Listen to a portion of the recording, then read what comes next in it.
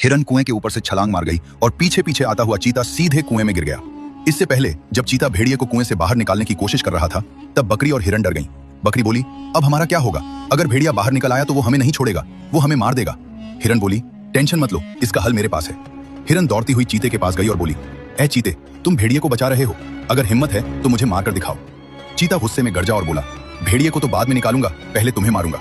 हिरन बोली, हाँ हाँ, देखते हैं कौन पहले किसे पकड़ता है। फिर हिरन अपनी लंबी टांगों से तेजी से दौड़ने लगी और चीता उसके पीछे पीछे दौड़ता रहा। हिरन चालाकी से उसे घुमाती फिराती उसी कुएं के पास ले आई जिसमें भेड़िया फंसा हुआ था। हिरन कुएं के ऊपर से छलांग मार गई और पीछे पीछे आता हुआ चीता भी सीधे कुएं में गिर गया। ये देखकर बकरी बहुत खुश हुई। हिरन ने कहा, तुम दोनों के पास ताकत तो है लेकिन अक्ल नहीं। इस तरह हिरन और बकरी ने अपनी जान बचा ली। इस कहानी से यही सीख मिलती है कि अक्ल ताकत से बड़ी होती है। शेर और बंदर की दोस्ती दिन ब दिन बढ़ती जा रही थी और दोनों एक दूसरे के बिना नहीं रह सकते थे। जंगल के किनारे एक बड़े पेड़ पर बंदर रहता था। उस पेड़ पर मीठे, रसीले और खुशबूदार फल लगते थे जिन्हें बंदर बड़े मजे से खाता और कुछ फल अपने दोस्त शेर को भी देता था। शेर उन फलों को खाकर बहुत खुश होता और अक्सर बंदर की बुद्धि और फुर्ती की तारीफ करता।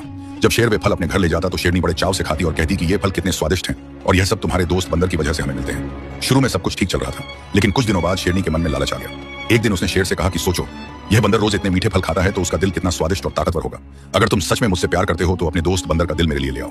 यह सुनकर शेर हैरान रह गया और उसने समझाने की कोशिश की कि वह मेरा दोस्त है, मैं उसे कैसे नुकसान पहुंचा सकता हूं। लेकिन शेरनी ने जिद पकड़ ली और गुस्से में बोली कि अगर तुम मेरे लिए यह नहीं कर सकते तो तुम्हारा प्यार झूठा है। शेर अपनी पत्नी की जिद और गुस्सा सह नहीं सका। आखिरकार उसने सोचा कि दोस्ती अपनी जगह है लेकिन पत्नी को खुश रखना भी जरूरी है, और यहीं से उसके मन में बंदर को धोखा देने का विचार आ गया। अगले दिन शेर बंदर के पास गया और खुशी खुशी बोला, पार्ट 2 के लिए फॉलो करें।